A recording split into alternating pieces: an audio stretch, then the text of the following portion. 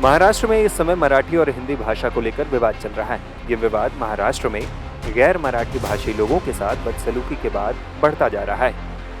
राज ठाकरे की पार्टी महाराष्ट्र नवनिर्माण सेना के कार्यकर्ताओं पर भाषा को लेकर मारपीट के आरोप लगे। उसके बाद खुद राज ठाकरे ने हिंसा की वकालत की। इस पर बिहार और यूपी के नेताओं की भी लगातार प्रतिक्रिया आ रही है। इसी बीच अब बीजेपी के नेता बृजभूषण शरण सिंह ने भाषा विवाद को लेकर राज ठाकरे को सीधी चुनौती दी है।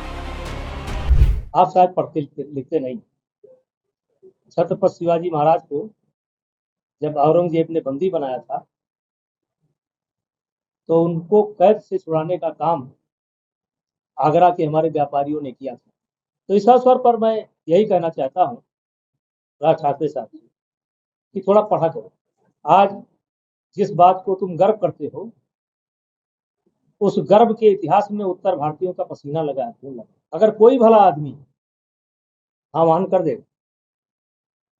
तो राज ठाकरे साहब आप जेल नहीं पहुंचे। उत्तर भारत के नौजवान इतने आक्रोश में कि अगर किसी ने आह्वान कर दिया कि चलो आओ चले राज ठाकरे से भेंट करें तो जेल नहीं पहुंचे। देखिए, राज ठाकरे अपने पहचान के लिए संघर्ष करते। भाषा जोड़ने का काम करती है, तोड़ने का काम नहीं करती।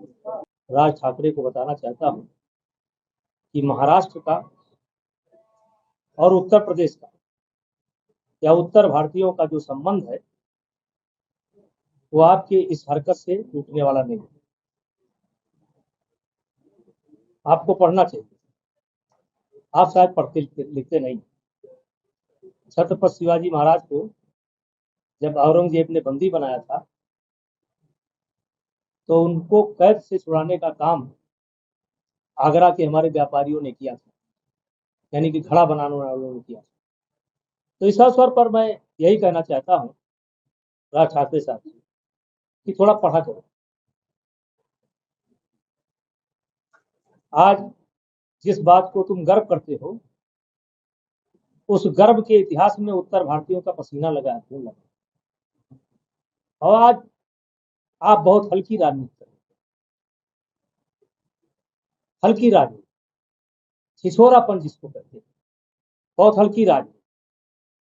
मैंने यही कहा था जब इनका अयोध्या आने का प्रोग्राम था कि भाई आओ अयोध्या, क्योंकि कहीं ना कहीं देखा जाएगा तो आप भी अयोध्या से जुड़े होंगे, राम से जुड़े हैं। लेकिन जो पिटाई करने का कार्यक्रम तुम्हारा समय समय पर चलता है उसके लिए खेद व्यक्त करो। और मैंने कहा था मैं नहीं घुसने दूंगा।